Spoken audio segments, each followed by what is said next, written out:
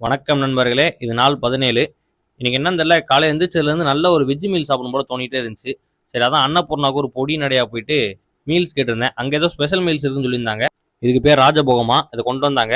அருமையா இருந்துச்சு நண்பர்களே, நிறைய இருந்துச்சு. அப்புறம் அந்த காலிஃப்ளவர் சில்லி 8 வர பண்ணிட்டாங்களாம். அதுக்கப்புறம் அதையும் கொண்டு வந்தாங்க. ஸ்டார்டிங்க்கு பருப்பு பொடி கொண்டு வந்தாங்க.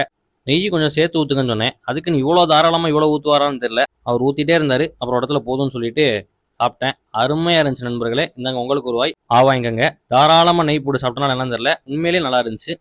அப்புறம் நிறைய போட்டு சாப்பிட்டுட்டேன். அப்புறம் தயிரை கொட்டலான்னு கூட்டினேன், வரவே இல்லை. ஏன்னா அவ்வளோ கெட்டியா இருந்துச்சு. அப்புறம் தயிரை முடிச்சுட்டு 2 சப்பாத்தி கொண்டு வந்தாங்க. அந்த சப்பாத்தியும் சாப்பிட்டு முடிச்சு அடுத்து பாயாசத்தில் கொஞ்சம் வடையை பிச்சு போட்டு மேலே கொஞ்சம் அப்பளத்தையும் ஊற்றி போட்டு நல்லா மிக்ஸ் பண்ணி சாப்பிட்டுட்டு லாஸ்ட்ல குலோப் ஜாமுன் கொண்டு வந்தாங்க. அதை சாப்பிட்டு முடிச்சதுக்கப்புறம் முடிஞ்சுன்னு நினைக்கிறப்ப இல்லை ஐஸ்கிரீம் இருக்குன்னாங்க. அதையும் சாப்பிட்டுட்டு ஃபினிஷிங்க்கு பீடாவையும் சாப்பிட்டுட்டு பில்லையும் பே பண்ணிட்டு பொடி நடையா வீட்டுக்கு வந்துட்டேன். கொஞ்சம் கம்ப்யூட்டர்ல வேலை இருந்துச்சு, அதெல்லாம் முடிச்சதுக்கப்புறம் கொஞ்சம் ஏன வேலைக்கு வைக்க வேண்டியது இருந்துச்சு. அதையும் முடிச்சுட்டு நெட்ஃபிளிக்ஸ்ல மோகினியாட்டம்னு ஒரு படம் இருந்துச்சு, அதை உட்காந்து பார்த்துட்டு இருந்தேன். ஃபன்னா இருந்துச்சு, நல்லா இருந்துச்சு. நீங்களும் ஃப்ரீயா இருந்தீங்கன்னா பாருங்க. நாளைக்கு பார்க்கலாம், ஃபாலோ பண்ணிக்கங்க.